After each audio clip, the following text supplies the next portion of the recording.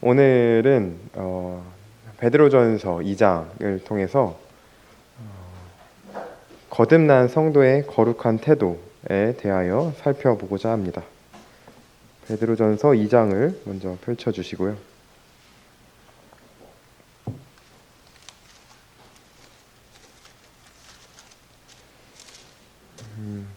올해 이제 2월, 3월 즈음에 저희 청년회 공부 시간에 엠마오 성경학교 교재를 통해서 베드로 전후서를 공부했었는데요.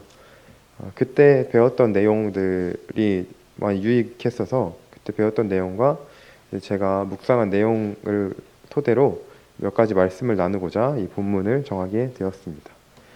먼저 베드로전서의 기본적인 배경에 대해 말씀드리자면, 베드로전서는 예수님께서 부활하셨다가 이 땅에서 지내시고 다시 올라가셨죠. 예수님의 승천 이후에 로마 제국에 의해 기독교가 많은 핍박을 당하는 시기였습니다. 그때 사도 베드로가 이제 로마 제국 각지에 퍼져 있는 성도들을, 핍박받는 성도들을 위로하고 격려하기 위해 쓴 편지입니다. 편지의 작성 시기는 이제 로마 황제 네로의 그 기독교 박해가 이루어졌던 BC 64년경으로 추정이 되고요. 예수님을 믿음으로 인하여 극심한 핍박과 박해를 받고 있는 성도들에게 베드로가 어떤 메시지를 전하였는지 이 배경과 상황을 생각하며 읽어보시면 보다 이해가 잘 되실 것입니다. 베드로전서가 담고 있는 내용이 많고 또 묵상할 거리도 많은 성경이다 보니까 2장 전체를 한 구절 한 구절 모두 살펴보기는 어렵고, 2장 본문 중에서도 제가 베드로전서를 공부하면서 베드로가 전달하고자 하는 핵심 내용이라고 생각하는 부분을 추려 거듭난 성도의 거룩한 태도 3가지라는 제목으로 하나씩 짚어보도록 하겠습니다. 먼저 베드로전서 2장에서 이야기하는 성도로서의 거룩한 태도 첫 번째는 죄와 정욕을 버리라입니다. 베드로전서 2장 1절부터 3절까지 민성 형제 혹시 도와주실 수 있나요?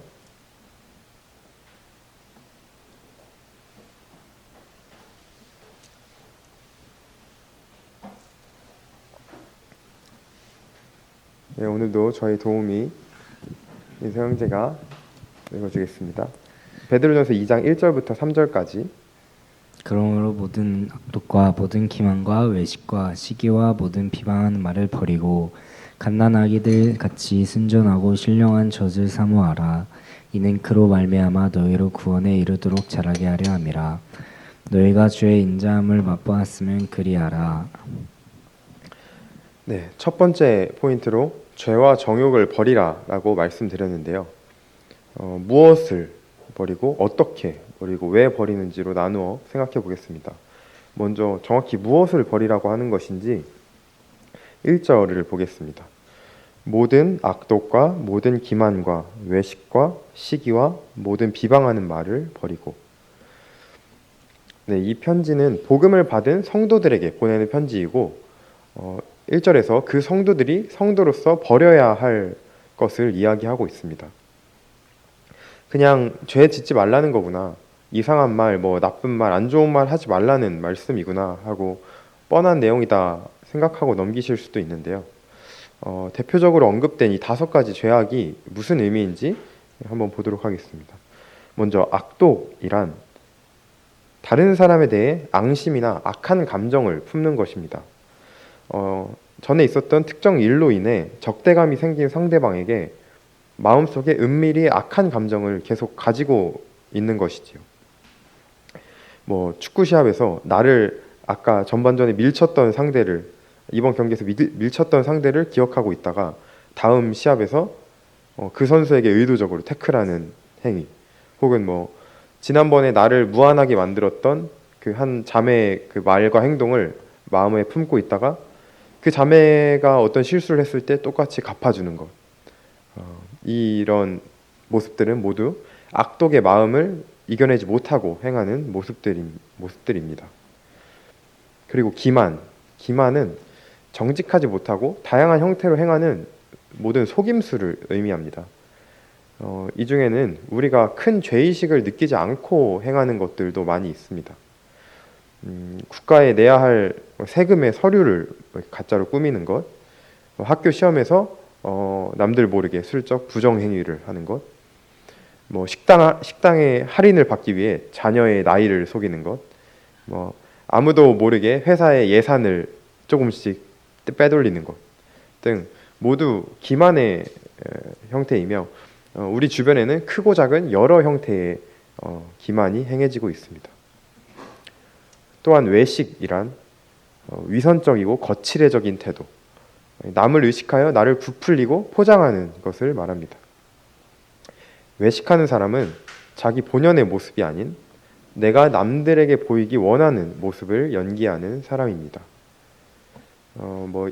밖에서는 화목하고 행복한 가정처럼 보이려고 하지만 실은 전쟁터 같은 가정생활을 하고, 또 교회에서는 영적인 사람처럼 행세하지만 평일에는 세상 사람들과 다를 바 없는 육신적인 모습으로 돌아가는 생활, 모두 외식하는 생활이라고 볼 수 있습니다. 그리고 시기는 쉽게 말해 질투심입니다. 바인이라는 분의 말을 빌리자면 다른 사람이 번영과 유익을 얻는 것에 대해 듣거나 볼 때에 느끼는 거북한 감정이라고 합니다. 우리는 흔히 나보다 더 좋은 집에 살거나 좋은 것을 갖고 있는 사람들을 보면 부러워하고 한 발 더 나아가 질투하게 되죠. 다른 친구가 어떤 차를 새로 샀어요. 새로 산 그런 멋진 차를 보고 겉으로는 와 진짜 좋다 축하해 라고 하지만 마음속에서는 두고 봐, 난 더 멋진 차를 사고 말겠어 라고 생각합니다. 남이 잘 되는 모습이 보기 싫고 질투가 나는 모든 마음은 이 시기심에서 비롯됩니다. 마지막으로 비방하는 말은 다른 사람을 깎아내리는 말이며 그를 통해 상대적으로 자기 자신을 더 높은 사람으로 보이게 하려는 의도를 가지고 있습니다. 이것은 주로 대놓고 비방하기보다 비방하는 말일지 모를 정도로 은밀하고 교묘하게 행해지곤 합니다. 예를 들면 한 형제를 두고 맞아, 저 형제는 되게 괜찮고 칭찬할 만해. 근데 저번에 보니까 그런 면이 있더라. 깜짝 놀랐어 라고 말한다던가, 혹은 내가 진짜 고민하다가 말하는 건데 너만 알아야 돼. 저 자매 옛날에 어디 안 좋은 데서 일했다던데 내가 걱정이 돼서 그래. 이렇게 말하는 등 이 비방하는 말은 칭찬, 걱정, 기도 요청 등의 다양한 형태로 전해지는 많은 말들이고요. 이런 많은 말들이 사실은 진짜 칭찬, 걱정, 기도 요청이 아니라 실은 그 수근수근하는 말이며 남을 비방하는 말인 경우가 많습니다. 이러한 비방은 당사자의 인격에 심각한 상처를 주며 교회와 사람에 대한 큰 실망을 입히곤 합니다. 이러한 죄들은 생각보다 더 우리 삶에 만연해 있습니다. 저만 해도 이 5가지 항목에서 단 하나도 자유로울 수가 없었습니다. 제게 해를 끼친 사람은 마음에 조금의 앙심을 품고 있다가 되갚아주고 싶어하는 그런 악독, 남들도 다들 하는 거라고 느끼면 저도 이제 상황에 따라 적당히 속이고 빼돌리며 이득을 취하는 기만, 평소에는 큐티 잘 안 하다가도 교회 캠프에 학생 캠프에 가서는 보는 눈을 의식하며 기도하고 큐티하는 그런 외식, 남이 인정받는 모습을 보면 축하를 건네기보단 내가 더 인정받지 못함에 억울해하는 그런 시기심, 그리고 다른 사람을 칭찬하면서도 그의 단점이나 과실에 대해서는 꼭 들춰내고 싶어하고 이야기하고 싶어하는 그런 비방, 모두 이미 제 삶에 뿌리내리고 제가 행하고 있는 죄악들이었습니다. 하지만 이 모든 죄를 우리는 버려야 합니다. 하나님은 베드로전서 2장 11절을 통해 대표적으로 언급된 이 죄들에 대해 경각심을 세우고 분명히 버리라고 말씀하셨습니다. 베드로는 이 죄와 정욕에 대해 계속해서 다른 말씀을 통해서도 경계를 합니다. 몇 구절 더 보겠습니다. 2장 11절 사랑하는 자들아 거류민과 나그네 같은 너희를 권하노니 영혼을 거슬러 싸우는 육체의 정욕을 제어하라. 이때 육체의 정욕은 대표적으로 뭐 성적인 욕구를 이야기하기도 하지만 단순히 성적인 욕구나 유혹에만 국한되는 것이 아닙니다. 식욕, 수면욕, 금전욕, 쾌락욕 등 영혼을 거스르는, 그러니까 하나님을 거스르는, 성령님을 거스르는 모든 종류의 강력한 욕구를 제어하라고 말씀하고 계십니다. 베드로전서 4장 1절부터 3절도 한번 읽어보겠습니다. 민선 형제가 한번 읽어주세요.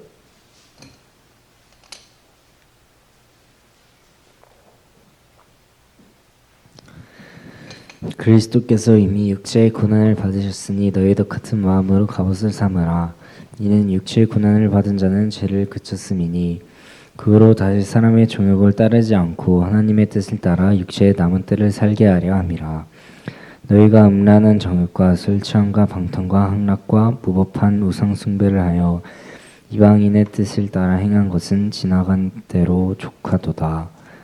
이러므로 너희가 그들과 함께 그런 극한 방탕에 다름질하지 아니하는 것을 그들이 이상히 여겨 비방하나. 네, 3절까지 네, 감사합니다. 네, 4장 1절에서 그리스도와 같이 육체의 고난을 받은 자는 죄를 그쳤다라고 말씀하고 계십니다.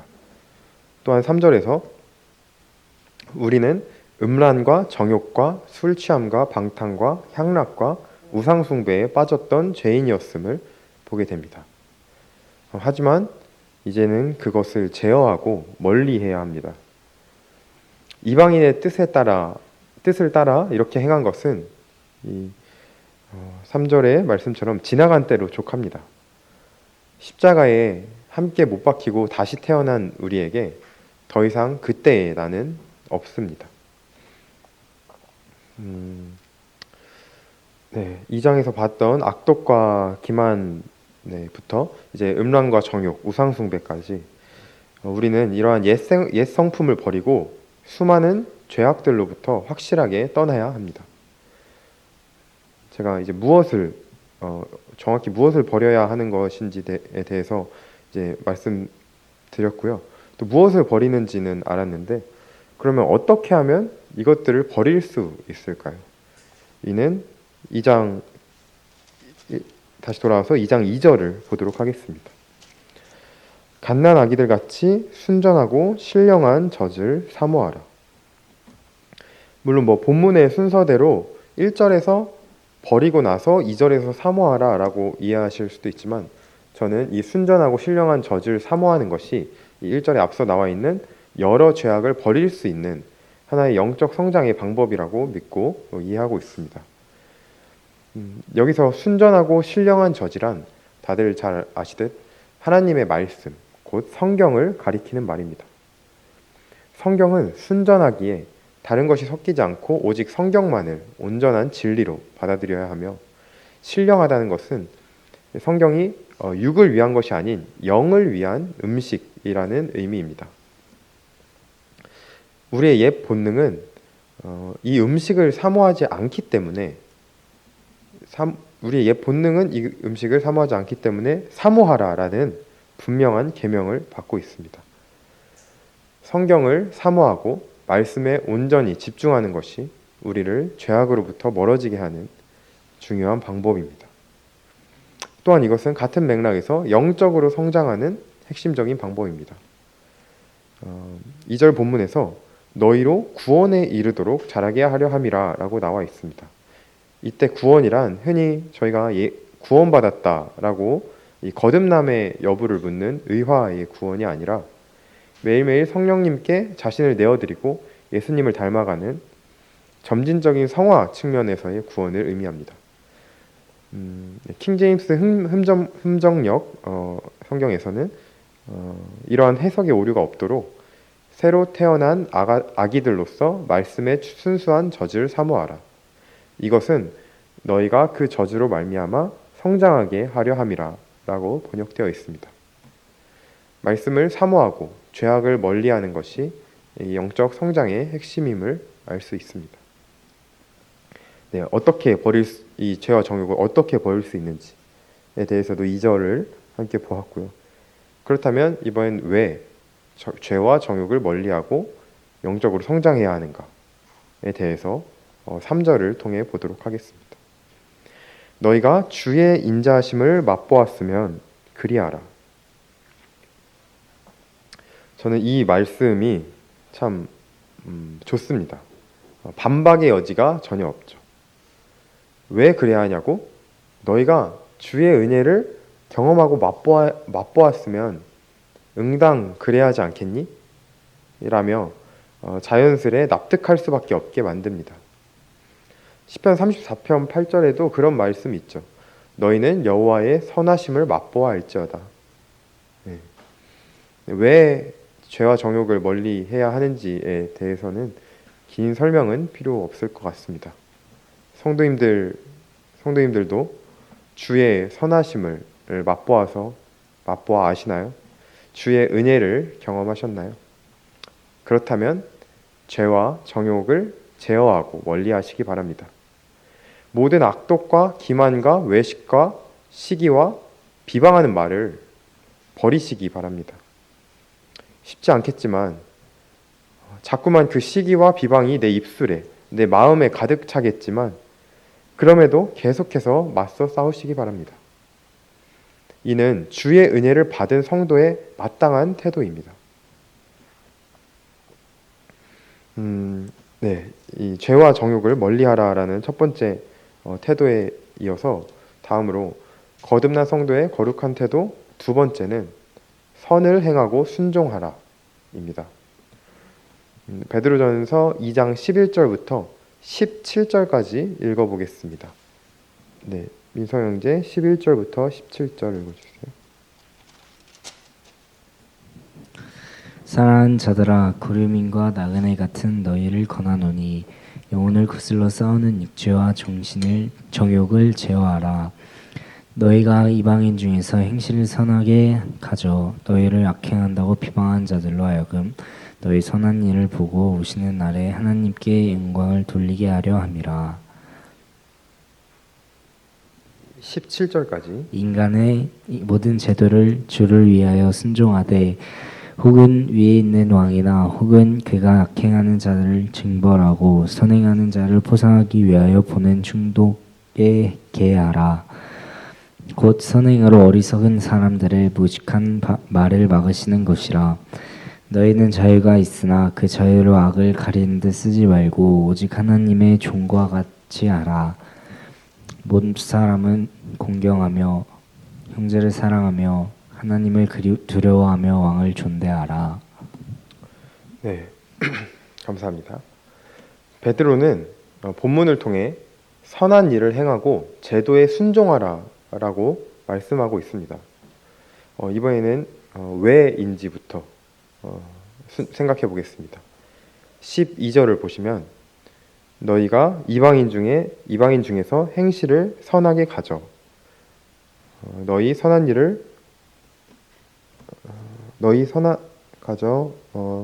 너희를 악행한다고 비방하는 자들로 하여금 너희 선한 일을 보고 오시는 날에 하나님께 영광을 돌리게 하려 함이라 라고 나와 있습니다. 왜 선을 행하는가? 우리의 선한 행실이 하나님께 영광을 돌리게 하기 때문에, 영광이 되기 때문에 그리하라고 말씀하십니다. 기존에 비방하던 자들이 우리의 선한 행실을 보는 것은 어떤 형태로든 주님께 영광이 됩니다. 비방자들이 주의 은혜를 입어 구원받게 될 때에도 그간 봐온 우리 성도들의 선행으로 인해 주님께 영광을 돌릴 수 있고요. 반대로 비방자들이 결국 구원받지 못하고 심판을 받는 경우에도 어찌할 수 없이 그들은 유일한 왕이자 주인이신 하나님께 영광을 돌리게 될 것입니다. 그들은 복음을 들었을 뿐 아니라 실제 삶 속에서도 그 선행을 저희 성도들로 하여금 확인했기 때문이죠.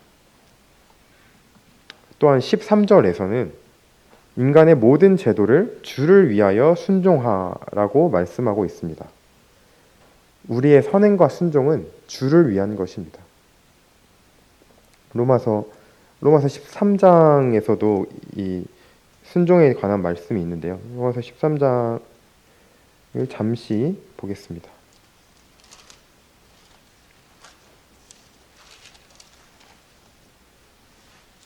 로마서 13장 1절부터 2절 제가 읽겠습니다. 각 사람은 위에 있는 권세들에게 복종하라. 권세는 하나님으로부터 나지 않음이 없나니 모든 권세는 다 하나님께서 정하신 바라. 그러므로 권세를 거스르는 자는 하나님의 명을 거스름이니 거스르는 자들은 심판을 자취하리라. 권세는 하나님으로부터 나지 않음이 없고 다 하나님께서 정하신 바라고 말씀하십니다. 그렇기 때문에 하나님의 명대로 권세를 거스르지 말고 순종하라고 말씀하십니다. 여기서 권세란 대표적으로 직장에서나 가정에서나 학교에서나 국가에서나 우리를 다스리는 관리자, 통치자들을 이야기합니다. 그에 대한 순종은 권세를 가진 통치자 그 사람을 위해서가 아닙니다. 주의 말씀대로 주를 위하여 하는 것입니다. 순종하는 것입니다. 주님의 이 짧은 말씀 한 구절이 우리가 권세에 순종하는 충분한 이유가 되기를 원합니다. 다시 돌아와서 왜 선을 행하고 순종해야 하는가에 대한 또 다른 답변으로 2장 15절을 보겠습니다. 2장 13절부터 16절을 읽어보겠습니다. 인간의 모든 제도를 주를 위하여 순종하되 혹은 위에 있는 왕이나 혹은 그가 악행하는 자를 징벌하고 선행하는 자를 포상하기 위하여 보낸 총독에게 하라. 곧 선행으로 어리석은 사람들의 무식한 말을 막으시는 것이라. 너희는 자유가 있으나 그 자유로 악을 가리는 데 쓰지 말고 오직 하나님의 종과 같이 하라. 선행의 목적 중 하나가 2장 15절에 나와 있듯 어리석은 사람들의 무식한 말을 막으시는 것이라고 표현하고 있습니다. 그리스도인의 모범적인 삶과 선행은 우리들에 대해 나쁘게 말하는 사람들이 전부 틀렸다는 것을 증명할 수 있어야 합니다. 쉽게 말해 세상 사람들에게 괜히 책 잡힐 것이 없도록 단정하고 흠없는 거룩한 생활을 하라는 의미입니다. 우리에게 자유가 있어서 꼭 그렇게 행동해야 할 필요가 없는 영역에서도 하나님의 종답게 선하고 지혜롭게 행동하는 것이 필요합니다. 베드로전서 외에도 말씀을 몇 구절 더 보자면 디도서 2장 14절에서는 찾질 않겠습니다. 2장 14절에서는 이렇게 나와 있습니다. 그가 우리를 대신하여 자신을 주심은 모든 불법에서 우리를 속량하시고 우리를 깨끗하게 하사 선한 일을 열심히 하는 자기 백성이 되게 하려 하심이라. 이 말씀을 볼 땐 선을 행하는 것이 선한 일을 열심히 하는 자기 백성이 되게 하려 하심이라. 그러니까 주님이 우리를 위해 자기 신을 주신 이유이자 목적이기도 함을 알 수 있습니다. 그리고 히브리서 13장 16절에서는 오직 선을 행함과 서로 나누어 주기를 잊지 말라. 하나님은 이 같은 제사를 기뻐하시느니라. 정말 단순하게 하나님이 기뻐하시기 때문에 우리는 선을 행해야 합니다. 그렇다면 이번엔 왜가 아닌 어떻게 선을 행하고 순종해야 하는지에 대해 간단하게 살펴보겠습니다. 2장 17절 베드로전서 2장 17절 뭇 사람을 공경하며 형제를 사랑하며 하나님을 두려워하며 왕을 존대하는 것. 선행의 대표적인 예시라고 볼 수 있습니다. 성경에서 말하는 선행이란 우리가 흔히 생각하는 나눔, 봉사, 헌신 등의 그런 소위 착한 일을 포함할 뿐 아니라 보다 높은 차원의 하나님의 절대 선에 부합하는 모든 일을 말합니다. 어떤 의미에서는 말씀에 순종하는 모든 것이 곧 선행이라고 볼 수 있겠죠. 다만 주와 교회를 위해 헌신하고 순종한다고 하면서 내 바로 옆에 있는 이웃에게는 관심을 기울이지 못하는 안타까운 경우가 더러 있는 것 같습니다. 예를 들면 지구 반대편의 나라에 이제 선교사를 파송하고 그의 이제 많은 금액을 후원하면서도 당장 하루의 생계가 어려워서 고통받는 옆집의 이웃은 보지 못합니다. 이스라엘과 이란의 국제적 갈등에는 큰 관심을 기울이지만 우리나라 남쪽 지방의 그 산불 재난에는 별다른 관심이 없는 경우도 있습니다.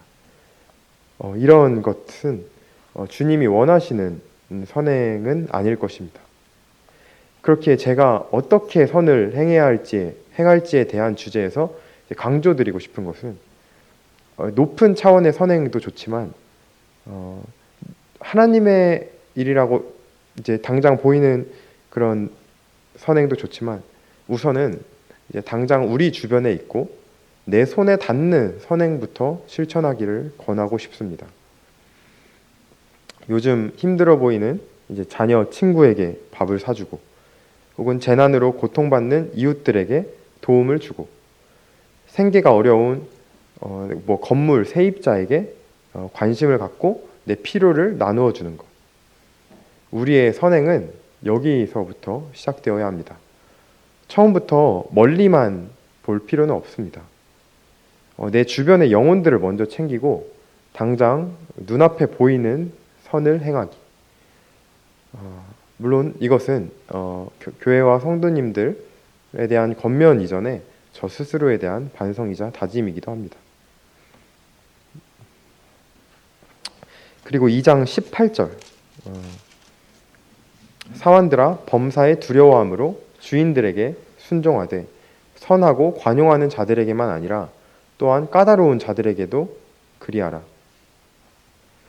순종은 이렇게 하는 것입니다. 누구나 친절하고 선한 순종에게는 선한 상전에게는 순종할 수 있습니다. 성도들은 그러한 한계를 넘어 까다롭고 인내하기 어려운 상전에게도 순종하고 존중을 표해야 합니다. 참 어려운 일이죠. 그런 까다롭고 고지식한 상전에게는 순종하기보단 이제 되려 한 방을 먹이고 싶어하는 것이 요즘 세대의 분위기입니다. 일명 사이다라고 표현하죠. 회사에서 나를 힘들게 하는 관리자가 있으면 그 관리자 얼굴에 사표를 던지고 이제 시원하게 욕을 한 바가지 하고 나오는 것이 요즘 직장인들의 로망이라고 합니다. 오히려 그런 관리자에게 반발하지 않고 조용히 순종하는 사람은 착하기만 하고 답답한 바보 취급을 받곤 합니다. 통쾌한 사이다를 원하는 세상 속에서 순종을 미덕으로 삼기란 정말 어렵습니다. 물론 그렇다고 예전에는 순종이 쉬웠느냐? 그것도 전혀 아닙니다. 오히려 권세자의 부조리와 부당함은 이전 세대가 훨씬 심했을 것입니다. 원래 순종은 시대와 관계없이 늘 어렵습니다. 하지만 그럼에도 그것이 말씀에 반하는 요구가 아니라면 주님은 권세에 순종하라고 하십니다. 어떻게? 범사에 두려워함으로 순종하라고 하십니다. 이때 두려워하는 대상은 사람인 관리자, 주인을 두려워하는 것이 아닙니다. 모든 권세의 근원이 되시는 하나님을 경외하고 두려워함으로 세상 권세에도 순종할 줄 알아야 합니다. 하나님의 크고 높으심은, 그 위대하심은 우리로 하여금 세상에서도 순종하게 만듭니다. 이것이 너무나 어려운 일이지만 말씀을 계속 묵상하고 다짐하면 분명히 조금씩 발전합니다. 그 관리자가 이상하다. 이건 아버지가 너무했다. 우리 사장님은 답이 없다. 그런 생각이 들어도 끝까지 그를 존중하려는 태도를 가질 수 있기를 바랍니다. 말씀의 묵상과 반복된 훈련이 결국은 우리를 어떤 상황에서도 순종하게 만듭니다. 잠시 좀 다른 얘기로 빠져보자면, 마침 이제 아까도 잠시 그 소리가 들렸던 것 같은데, 그 대선 선거가 얼마 남지 않았다 보니 이러한 권세에 대한 순종의 태도가 더욱 참 중요함을 느끼게 됩니다. 성도님들도 느끼시겠지만 날이 갈수록 정치적 갈등이 더욱 심해지고 있죠. 물론 저도 가지고 있는 정치적인 성향이나 투표하고자 하는 후보는 있습니다. 다만 이제 요즘 서로 심하게 갈라지고 멀어지는 양극화의 세대 속에서 저는 스스로에게 이런 질문을 합니다. 내가 투표하는 후보가 당선되지 않는다 해도 정해진 권세를 인정하고 순복할 수 있는가? 그리고 나와 전혀 다른 정치적 성향을 가진 형제나 혹은 구도자가 나타나 그 색깔을 강하게 주장을 해도 내가 그와 교제를 하거나 그에게 복음을 전하는 데에 거리낌이 없는가? 이 두 질문에 내가 당당하게 답변할 수 없다면 나의 정치적 성향이 복음에 방해가 되고 있는 것이며 주님보다 우선되는 하나의 우상이 되어버린 것입니다. 그렇다 보니 이제 선거를 앞둔 요즘은 저는 국가를 위한 기도를 할 때 특정 권세에 대한 어떤 지지보다는 어떠한 방향이든 하나님의 올바른 권세가 세워지고 설령 그게 내 뜻과 다르더라도 내 생각과 다르더라도 그에 순종할 수 있는 마음을 주시기를, 그리고 사람들 간의 정치적 갈등과 양극화가 심해지지 않기를 기도하게 됩니다. 성도님들도 물론 각자의 정치적 신념이 있고 때론 그것을 드러낼 수도 있지만 어떤 상황에서도 그것이 복음보다 앞서지는 않기를 간절히 원하게 됩니다. 네, 선거 시즌이다 보니까 이 묵상을 하고 말씀을 준비하면서 들었던 생각을 잠시 말씀드렸고요. 다시 돌아오면 이제 이상으로 선을 행하고 순종하라라는 이제 거듭난 성도의 두 번째 태도에 대해서 말씀을 드렸습니다. 다음 이제 세 번째 태도로 넘어가겠습니다. 거듭난 성도의 거룩한 태도 세 번째는 의를 위하여 고난을 받고 참으라입니다. 베드로전서 2장 18절부터 21절까지 18절부터 민서 형제가 한 번 더 읽어주세요.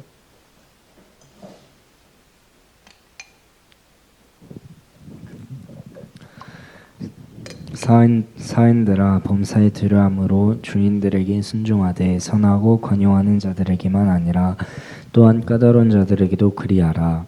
부당하게 고난을 받아도 하나님을 생각함으로 슬픔을 참으면 이는 아름다우나 죄가 있어 매를 맞고 참으면 무슨 칭찬이 있으리요.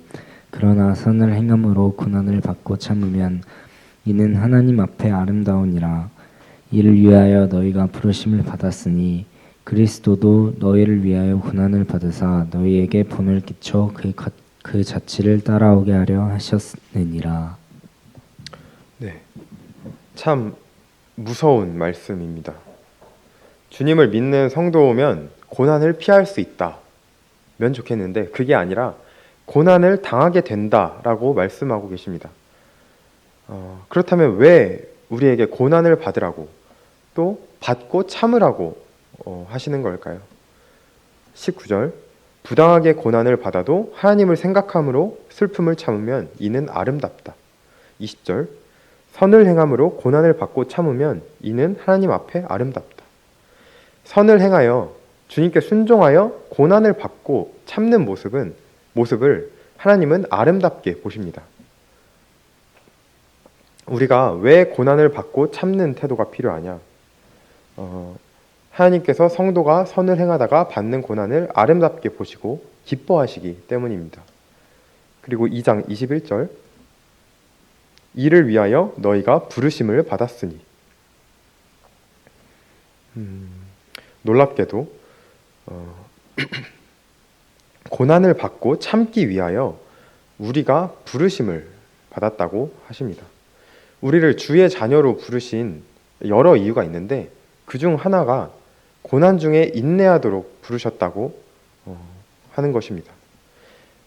우리가 고난 중에 인내한다면 하나님께서 우리를 하나님의 자녀로 부르신 목적을 성취하고 있는 것입니다. 물론 여기서 말하는 고난이 우리가 살면서 받는 모든 고난을 말하지는 않습니다. 앞선 20절에 나와 있듯 죄가 있어 매를 맞고 참으면 칭찬이 없다고 하셨습니다. 우리가 구원받은 이후의 삶에서도 반복적인 죄를 짓고 하나님과의 관계를 단절시킨다면 그에 대한 징계 차원의 고난이 닥쳐올 수 있습니다. 내 정욕과 죄로 인해 고난을 받으면서 그것을 하나님께서 주시는 고난이라고 또 주님께서 아름답게 보실 것이라고 생각한다면 크나큰 착각입니다. 주께서 기뻐하시는 고난은 21절에 나왔듯 우리가 선을 행함으로 받는 고난이어야 할 것입니다. 따라서 우리에게 어떠한 고난이 닥쳐온다면 이것이 나의 죄 때문에 받는 고난인지 주를 따르고 선을 행함으로 받게 된 고난인지 스스로를 돌아보고 바르게 분별할 필요가 있습니다.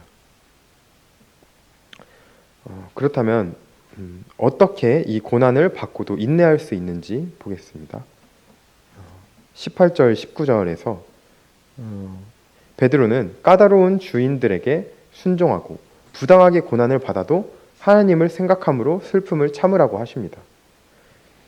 앞서도 말했지만 까다로운 주인들에게 순종하는 것은 많은 경우에 이해의 영역이 아닌, 이해돼서 이렇게 하는 것이 아닌 말 그대로 순종의 영역입니다.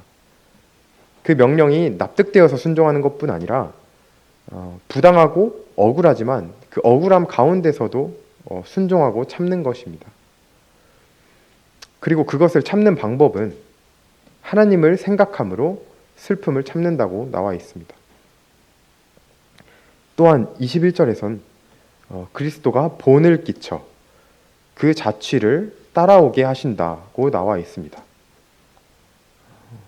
네, 21절부터 25절까지 민서 형제가 한 번 더 읽어주세요. 21절부터 25절. 이를 위하여 너희가 부르심을 받았으니 그리스도도 너희를 위하여 고난을 받으사 너희에게 분을 끼쳐 그 자취를 따라오게 하려 하셨느니라. 그는 죄를 범하지 아니하시고 그 입에 거짓도 없으시며 욕을 당하시되 맞대어 욕하지 아니하시고 고난을 당하시되 위협하지 아니하시고 오직 공의로 심판하시는 이에게 부탁하시며 친히 나무에 달려 그 몸으로 우리 죄를 담당하셨으니 이는 우리로 죄에 대하여 죽고 의에 대하여 살게 하려 하심이라. 그가 채찍에 맞음으로 너희는 나음을 얻었나니 너희가 전에는 양과 같이 길을 잃었더니 이제는 너희 영혼의 목자와 감독 되신 이에게 돌아왔느니라. 네. 우리가 고난을 받고 참는 것에 앞서 그리스도가 먼저 우리를 위하여 고난을 받으신 것을 잊어서는 안 됩니다. 그는 죄를 범하지도 죄가 있지도 아니하셨지만 친히 나무에 달려 그 몸으로 우리 죄를 담당하셨습니다. 가장 먼저 의를 위하여 고난을 받고 참으신 분은 예수 그리스도이십니다. 우리가 까다로운 상전에게 순종하고 부당하게 고난을 받을 때 너무 억울하다고 하지만 그 억울함과 부당함은 이미 주님께서 받으신 것입니다. 고린도서 5장 21절에는 하나님이 죄를 알지도 못하신 이를 우리를 대신하여 죄로 삼으신 것은 우리로 하여금 그 안에서 하나님의 의가 되게 하려 함이라. 그리고 요한일서 3장 5절에선 그가 우리 죄를 없애려고 나타나신 것을 너희가 아나니 그에게는 죄가 없느니라. 우리가 아무리 억울해도 예수님보다 억울할 수는 없습니다. 우리는 그저 그리스도께서 보이신 그 자취를 따라가는 것이며 부당한 고난을 받을 때에 예수님을 생각함으로 슬픔을 참을 수 있습니다. 이어서 우리가 받는 고난에 대하여 베드로전서 3장도 같이 보겠습니다. 베드로전서 3장 14절에서 그러나 의를 위하여 고난을 받으면 복 있는 자니, 그리고 3장 17절 선을 행함으로 고난 받는 것이 하나님의 뜻일진대. 이렇게 의를 위하여 받는 고난은 우리에게 복이고 그것 자체로 하나님의 뜻입니다. 선을 행함으로 받는 그 고난의 시간은 하나님의 뜻에 순종하고 칭찬받을 기회이자 세상 사람들 앞에서 순종을 보이고 주를 고백할 수 있는 기회이자 하나님과 더욱 가까워지고 몸소 하나님을 경험할 수 있는 복된 기회입니다. 고난 중에 인내하고 되려 기뻐할 수 있는 이유가 바로 이것입니다. 잠시 사는 세상에서 정말 잠시 받는 고난이 하나님의 뜻이며 우리를 이 땅에 부르신 이유라고 한다면 그것만으로 그저 기뻐 받으시지 않겠습니까? 물론 그 고난의 순간은 매우 힘들겠지만 저는 생각해 봤을 때 기쁨으로 받고 싶습니다. 제가 이제 저의 죄로 인해 응당 받아야 할 그런 징계로서의 고난들도 받아 보니까 선을 행하여 받는 고난은 정말로 복이라는 생각이 듭니다. 죄가 있어 매를 맞는 고난의 시간은 말씀을 읽어도 다 찔림이 되고 고통이 됩니다. 하지만 의를 위한 고난을 받을 때에는 모든 말씀이 다 저의 위로가 되고 힘이 됩니다. 순종에 대한 기쁨과 하늘 상급에 대한 확신이 그 시간을 버틸 수 있게 해줍니다. 엠마오 교재 공부를 하면서 베드로전서를 처음에 읽을 때에도 가장 많이 들었던 생각은 내가 이 땅에서 받는 고난이 이러한 고난이었으면 좋겠다라는 생각이었습니다. 좀 현실적으로 생각해 볼게요. 현실적으로 생각을 해봐도 안타깝지만 아무리 우리가 편하게 이 세상에서 살고자 해도 어차피 이 땅에서의 삶은 고통과 고난이 가득합니다. 이 땅은 우리의 본향이 아니고 세상은 이미 타락해 있고 우리는 죄에 자꾸 넘어지게 되기 때문이겠죠. 그래서 저는 제가 생각해 봤을 때는 이렇든 저렇든 어차피 고난 속에서 살아가게 될 인생이라면 선을 행하고 의를 행함으로 받는 고난 속에서 살아가는 것이 훨씬 행복하지 않을까 싶은 생각이 들었습니다. 베드로전서 4장에서도 4장 1절도 잠시 보겠습니다. 4장 1절 그리스도께서 이미 육체의 고난을 받으셨으니 너희도 같은 마음으로 갑옷을 삼으라. 이는 육체의 고난을 받은 자는 죄를 그쳤음이니. 베드로전서 4장 1절에 대한 이제 윌리엄 맥도날드 형제님의 그 주석에서는 다음과 같이 기록되어 있습니다. 주님께서는 의를 위해 악인의 손에서 고난을 받으셨다. 그러므로 그분을 따르는 자들 역시 같은 마음으로 자신들을 무장해야 한다. 그들은 주님의 이름을 위해 고난받기를 각오해야 하며 핍박을 인내해야 할 준비를 갖추고 있어야 한다. 신자가 의도적으로 그리스도인으로서 핍박을 당하기를 선택하고 죄악된 삶을 살아가기를 포기할 때 그는 죄를 그친 것이다. 이것은 더 이상 죄를 범하지 않는다는 의미가 아니라 그의 삶 속에서 죄의 권세가 무너졌음을 의미한다.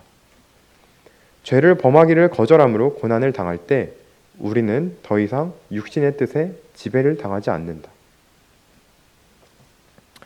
또한 17세기의 순교자 제임스 거스리는 교수형을 당하기 직전에 이런 말을 외쳤다고 합니다. 사랑하는 형제들이여, 죄에 빠지기 전에 나처럼 이 고난의 잔을 마시기로 맹세하시오.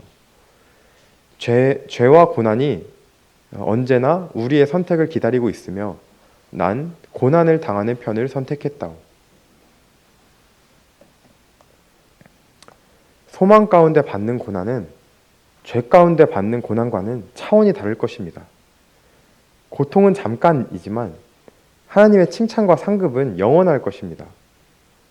우리가 잘 아는 짐 엘리엇 형제님의 고백처럼 영원한 것을 얻기 위하여 영원하지 않은 것을 버리는 자는 결코 바보가 아닙니다.